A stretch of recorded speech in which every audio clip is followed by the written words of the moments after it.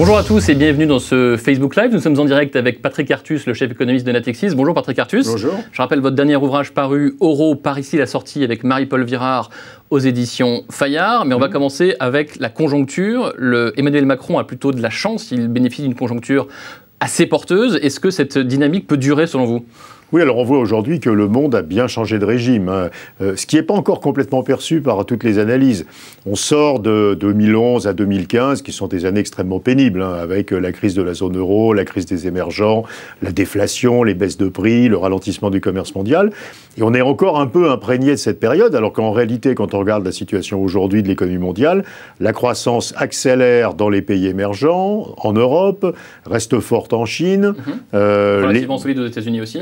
Aux États-Unis, alors on n'attend pas de miracle parce qu'on est au plein emploi, donc il faut être assez raisonnable dans les demandes. Mais enfin, on est à 2% de croissance par an aux États-Unis. La croissance mondiale accélère, tout à fait clairement. Le commerce mondial, qui était un sujet d'inquiétude, rappelez-vous que l'Organisation mondiale du commerce disait qu'est-ce qui se passe, le commerce mondial n'augmente plus, est en train d'accélérer de façon extrêmement impressionnante. On est passé de 1 à plus de 4% de croissance en rythme annuel en quelques mois. Les prix remontent. Les prix industriels d'abord, les prix des échanges internationaux. Regardez la Chine, on était à 0 de hausse des prix il y a un an, là on est à 5. Donc on est dans un autre régime. L'économie mondiale est presque au plein emploi en réalité. On ne s'en est pas encore rendu compte. Le taux de chômage du monde, c'est 6%. Le plus bas qu'on a jamais eu pour le taux de chômage du monde dans les 30 dernières années, c'est 5,5%. Donc en réalité, l'économie mondiale va bien. Nos exportations vont, si elles suivent le commerce mondial, ce qui n'est pas tout à fait évident, mais enfin, elles arriveraient à croître d'à peu près 4% par an. Si on croit à 4, si les exportations croissent à 4 et puis à 2, ça fait quand même un demi-point de croissance en plus pour la France.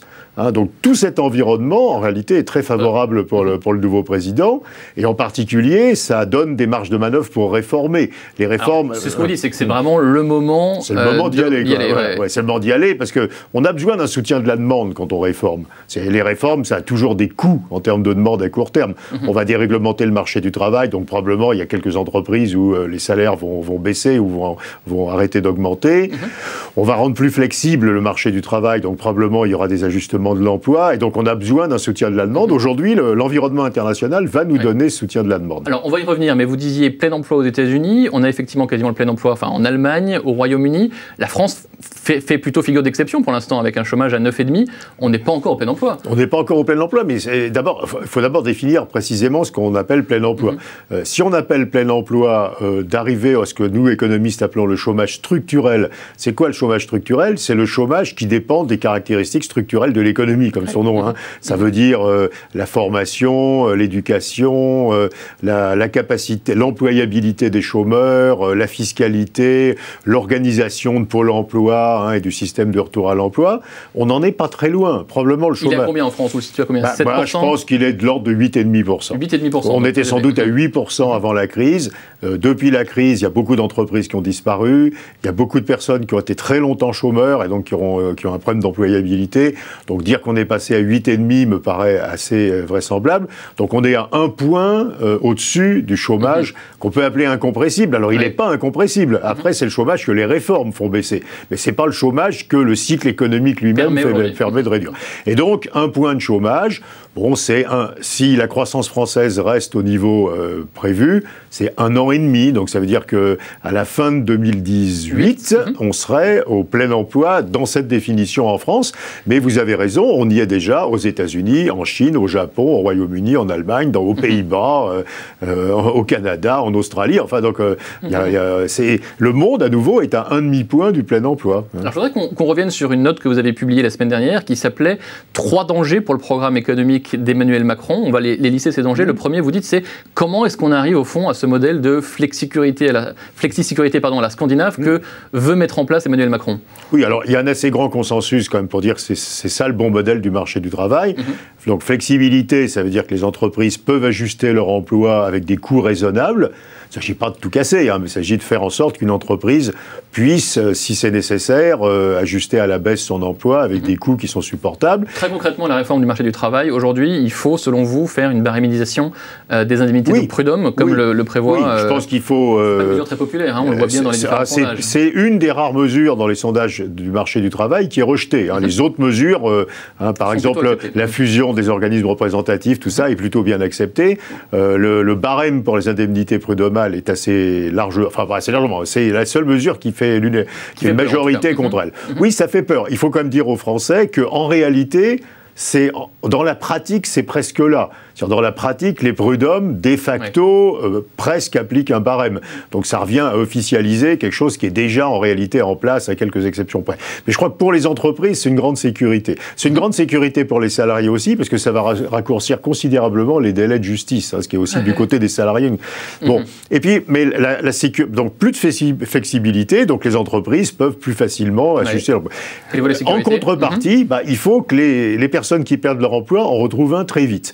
On sait que le délai, après 6 mois, ça devient beaucoup plus compliqué. Donc, l'objectif, ça devrait être qu'au bout de 6 mois, un chômeur ait retrouvé un emploi, comme c'est le cas dans les pays d'Europe du Nord, par exemple, avec un système de formation professionnelle qui passe beaucoup de temps sur les chômeurs. Vous savez qu'en France, je crois qu'il y a que 12 ou 13% des dépenses de formation professionnelle qui servent aux chômeurs, avec un système de supervision très individualisé des chômeurs dans les agences de l'emploi, avec à la fois des contraintes, on peut pas, il faut chercher un emploi et on peut pas refuser les emplois, et en même temps vraiment une aide en termes de formation, de suivi, et avec un objectif qui est de raccourcir considérablement la durée du chômage. Il faut que perdre son emploi ne soit plus la chose catastrophique que c'est aujourd'hui en France. Et ça veut dire aussi revoir les contrats de travail, parce qu'on dit que le CDI, effectivement, est très protecteur, trop protecteur, qui fait un marché d'insider et qui est difficile de rentrer... C'est la protection de l'emploi en CDI que vous réduisez, parce que bien entendu, les CDD... quand vous regardez d'ailleurs les causes de chômage, les causes d'entrée à Pôle emploi, les licenciements économiques, c'est un peu plus de 2%. Donc ça veut dire qu'aujourd'hui, ça montre le niveau très élevé de protection des CDI. Le vrai danger, c'est qu'il faut un parallélisme. Parce que c'est assez facile de flexibiliser. Vous décidez que vous réduisez les coûts de licenciement, et puis le référendum d'entreprise à l'initiative de l'employeur, quelque chose qui va aussi beaucoup flexibiliser le marché du travail. Donc flexibiliser, ça peut se faire vite. Sécuriser, ça peut pas se faire vite. La réforme du système de formation professionnelle, ça va être un bazar incroyable qui va prendre des années. Donc le vrai péril, c'est d'avoir beaucoup plus vite la flexibilité que la sécurité, et dans ce cas-là, vous faites monter le chômage, puisque vous aurez des ajustements de l'emploi et toujours des difficultés pour retourner à l'emploi. Donc il faut absolument, mais Emmanuel Macron, bien sûr, l'a dit plusieurs fois et le sait parfaitement, il faut aller extrêmement vite sur le volet sécurité, parce que sinon le volet flexibilité ne sera pas acceptable. Sur la réforme qui est promise de la CSG, l'augmentation de la CSG, pour financer des baisses de cotisations, chômage et maladie, qu'est-ce que vous pensez de cette réforme-là? Est-ce que vous la voyez d'un bon œil? J'ai 2 arguments qui sont en sens opposé. Je comprends la vision du président, qui est de dire on va passer d'un système d'assurance à un système d'État, en fait, où chacun... quel que soit son statut, salarié, non salarié, indépendant, etc., chômeur, etc., a accès à la même protection sociale qui devient une protection sociale étatique et qui n'est plus un système assurantiel pour les salariés. Donc on va financer ce système étatique par des impôts d'État et puis par des cotisations des salariés. Donc la logique économique, elle est claire. Ce qui m'ennuie, c'est que nous avons vu dans la période récente, avec la baisse du prix du pétrole, qui a poussé la consommation des ménages, que l'appareil productif en France ne répondait pas à la progression de la demande. Donc aujourd'hui, si on donne du pouvoir d'achat en France aux ménages, aux salariés, puisque dans cette mais il y a d'autres mesures. Il y a la mesure sur la taxe d'habitation, il y a l'augmentation du revenu d'activité, des plus bas revenus. Bon, il y a plein d'autres mesures qui vont dans le même sens. Eh bien, vous allez essentiellement fabriquer des importations, comme on l'a vu depuis 2014. Ça, c'est le deuxième danger que vous évoquez dans votre note, effectivement, c'est que l'offre ne réagit pas à la demande en France. Et donc, moi, je pense que... Alors, à nouveau, je comprends parfaitement la théorie, qui est qu'on sort du système assurantiel et qu'on va vers un système de protection publique, en fait, des personnes. Mais je pense que si ceci fabrique un soutien du pouvoir d'achat, nous aurons un gros problème qui est que on aura une nouvelle dégradation du commerce extérieur, puisque les entreprises ne fabriquent pas ce que les ménages veulent consommer quand ils ont davantage de revenus.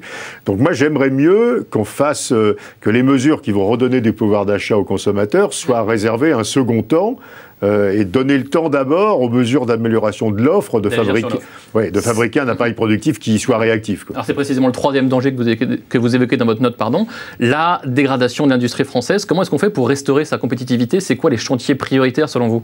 Alors, l'analyse est assez simple et la solution assez compliquée. L'analyse, tout le monde l'a faite maintenant, et je crois qu'il y a un assez grand consensus. Pour faire très simple, mais ça a l'air d'être caricatural, mais ça l'est pas, nous avons à peu près les coûts salariaux de l'Allemagne dans l'industrie et nous avons le niveau de gamme de l'Espagne.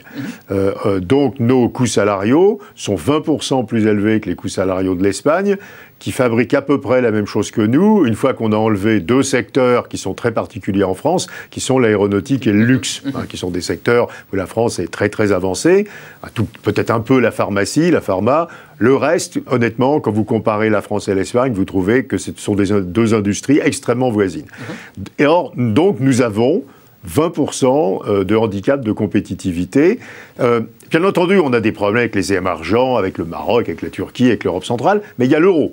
Donc normalement, l'euro peut ajuster les problèmes de compétitivité de la zone euro. D'abord, l'a fait. On a quand même déprécié l'euro de 30% depuis 2018.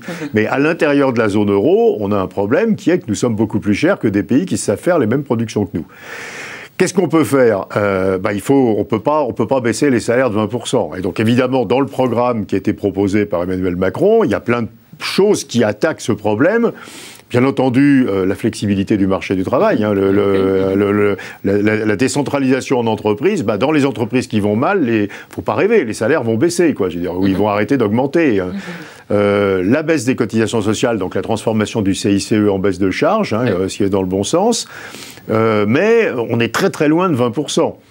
On gagne quelques points, quoi, je veux dire, mais on est très très loin de 20%. Donc moi j'ai une vraie inquiétude, qui est que on a laissé en 20 ans grandir ce handicap de compétitivité vis-à-vis d'autres pays. Et ça va être très long. Alors on peut dire, bon, la bonne technique, c'est pas de baisser les coûts, puisque ça va être très compliqué, c'est de monter le niveau de gamme. Ça, c'est oui, mais alors là, c'est pareil. Alors ça, sauf que là, c'est encore pire. Nous avions à peu près le niveau de gamme de l'Allemagne au début des années 90. Donc il y a exactement presque 30 ans, quoi, je veux dire. Et puis on voit depuis le début des années 90 que nous sommes restés à peu près au même niveau de gamme, alors que les Allemands, les Suédois, les Japonais, les Coréens, ont continuellement monté en gamme. Donc on a presque, disons, 25 ans d'absence d'effort de montée en gamme. Ça se voit sur la robotisation de l'industrie. Même les Espagnols, depuis 5 ou 6 ans, font un effort de robotisation qu'on voit absolument pas en France. Les Allemands ont 2 fois plus de robots par salarié que les Français, les Japonais 3 fois, les Coréens 4 fois, quoi. Donc on a un handicap. Alors là, il faut se rendre... Bien entendu, on a des start-up, mais ça, c'est de la microéconomie sympathique, mais quand vous regardez la macroéconomie de la France, la robotisation, le niveau de gamme, ce que nous exportons, la taille de l'industrie des nouvelles technologies dans l'économie, on voit qu'on a 25 ans de retard, quoi. Vous n'allez pas rattraper 25 ans de retard en un quinquennat, quoi. Donc moi, je pense que le problème industriel est majeur et que le gouvernement va être confronté de façon répétitive à des problèmes industriels qui vont arriver sur la table. C'est Whirlpool, c'est pas... il y en aura d'autres. C'est ce qu'on a vu récemment, n'est qu'un petit bout de ce problème qui est qu'aujourd'hui, alors bien entendu, il y a des entreprises extraordinaires en France, mais c'est un problème de dose, quoi. Je veux dire, il y a un autre chiffre qui est révélateur. Nous avons 120 000 entreprises exportatrices, les Allemands en ont 3 fois plus, et les Italiens 2 fois plus. Donc le cœur industriel performant en France, il est 2 à 3 fois plus petit que ce qui devrait être. Et il va falloir des années pour il va falloir très long. Alors ça, tout ce qui est mis en place va dans le bon sens, sur la formation, sur le système éducatif, parce que ceci, bien entendu, est lié aussi à des problèmes d'éducation, à des problèmes de fait qu'il y a très peu de jeunes en France qui font des formations techniques ou scientifiques, ce qui est aussi un problème pour l'industrie. Mais vous voyez, tout ça, c'est un énorme paquebot à bouger, le niveau de gamme d'un pays. Alors, compte tenu de tout ce qu'on vient de dire, conjoncture plutôt porteuse, mais pas mal d'écueils effectivement devant lui. Il faudra des années pour restaurer la compétitivité de l'industrie française. Quel conseil vous lui donneriez, Emmanuel Macron? Agir vite dans les 2 ans qui viennent ou prendre son temps effectivement pour faire des changements en profondeur sur 1 voire 2 quinquennats? Non, je pense qu'il faut aller extrêmement vite. Il faut se dire qu'il y a 2 quinquennats de travail, qu'en gros, il faut aller extrêmement vite sur la formation, tout ce qui est retour des chômeurs à l'emploi, système de formation professionnelle, fiscalité. C'est ce qui va être fait, je veux dire. Mais il me semble que le message pédagogique qui doit être passé aussi à l'opinion, c'est un message. Il ne faut surtout pas que l'opinion se dise Emmanuel Macron, c'est une grosse baisse du chômage l'année prochaine, quoi. Je dirais. Il faudrait surtout passer un message à l'opinion en disant attendez. Voilà la taille du travail qui est devant nous, on s'y attaque tout de suite, mais on a vu en Allemagne, on a vu en Espagne, on a vu en Suède que ces politiques-là, c'est des politiques qui commencent à porter des fruits. Il y a 10 ans, il y a plus de 10 ans. Oui, mais vous commencez à voir des choses au bout de 3-4 ans. Donc on peut se dire que la première moitié du quinquennat va être assez pénible, parce qu'on va faire les réformes et il n'y aura toujours pas d'effet visible, et puis que la seconde moitié du quinquennat commencera à montrer que ça marche, quoi, je veux dire. Mais il ne faut surtout pas que l'opinion, qui est toujours pressée, les opinions n'ont pas en tête le rythme de l'économie. Quand vous baissez les impôts des entreprises, vous faites des créations d'emplois à partir de l'année 3 ou de l'année 4, quoi, je veux dire. On l'a vu sur le CICE, bien entendu. Ces délais-là, on les a toujours vus dans tous les pays. Donc il ne faudrait surtout pas que l'opinion croie que dans 6 mois, il y aura un miracle Macron. Alors bien entendu, il y a l'environnement, on le disait au début, qui va être bien meilleur. Donc ceci va dans le bon sens. Mais les politiques structurelles qui vont commencer dans les prochains mois, c'est des politiques qu'on pourra juger à la fin du quinquennat et pas avant, quoi. Merci beaucoup Patrick Artus. Merci de nous avoir suivis. Bonne journée.